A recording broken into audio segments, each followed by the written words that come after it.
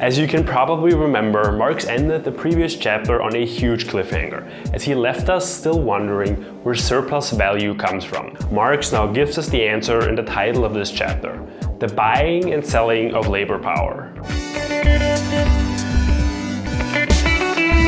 The surplus value that appears in the MCM prime process doesn't appear just in the money, because that's just hard cash, whose value doesn't vary by itself. It also does not appear in the exchanges, since we're, as established in chapter 5, usually exchanging equivalents, except for maybe merchants who are essentially cheating but not creating value. The only place left to look for our surplus value is our C, our commodity. Something has to happen to that commodity that it can be sold for more money than we originally paid for it. That something is labor power.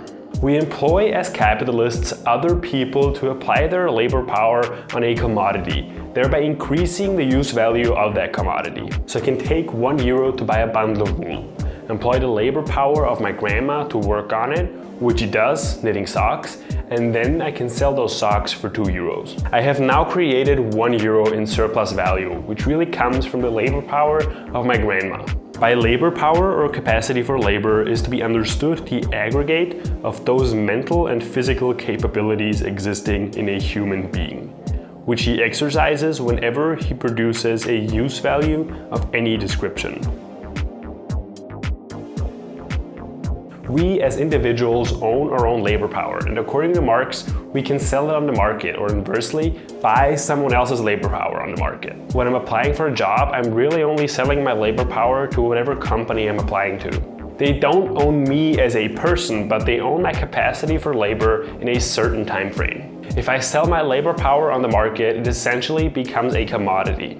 And in fact, if I don't own any means of production, it is the only commodity that I'm able to sell. If I want to sell chairs, I have to have the wood and the metal to make those chairs. So I have to have the means of production for those chairs first. Laborers, in other words, are not in a position to work for themselves because they don't own any means of production. So when a person is free to sell their labor power, Marx says he's free in both senses of the word. Free to be able to do whatever they want with their labor power, and free of any other commodities they could sell instead. So there are people who have nothing but their labor power and people who possess the means of production. That is a state that Marx says isn't natural. It is not common in all periods of human history. It is not inherent to us humans, and this state is, according to Marx, the result of past historical development. The labor markets and the wage system that appear so natural and obvious to us now are not part of most societies throughout history. As we said, in this wage system we are now left with two classes. One operating in a CMC circulation, the laborers, selling their labor as a commodity and buying different commodities with the money they get from selling their labor. And the capitalists, who operate in the MCM prime circulation, buying commodities and labor power and selling those commodities for more money.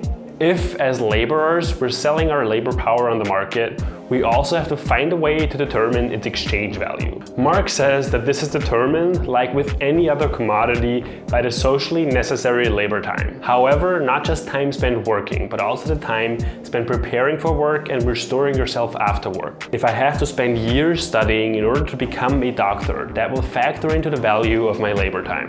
If my job is so exhausting that I have to eat a lot to restore my muscles or my brain cells after work, that will factor in as well. Anything else that factors into my subsistence or the subsistence of, for example, my children is a factor as well. Because the value of my labor has to at least be what my family and me need to survive. The value of labor power resolves itself into the value of a definite quantity of the means of subsistence. The means of subsistence are itself then determined by the value of the commodities I need to survive. For example, the price of food or the price of rent. Alright, we're now officially done with part 2 of Das Kapital, the transformation of money into capital. Thanks for sticking around and see you in chapter 7.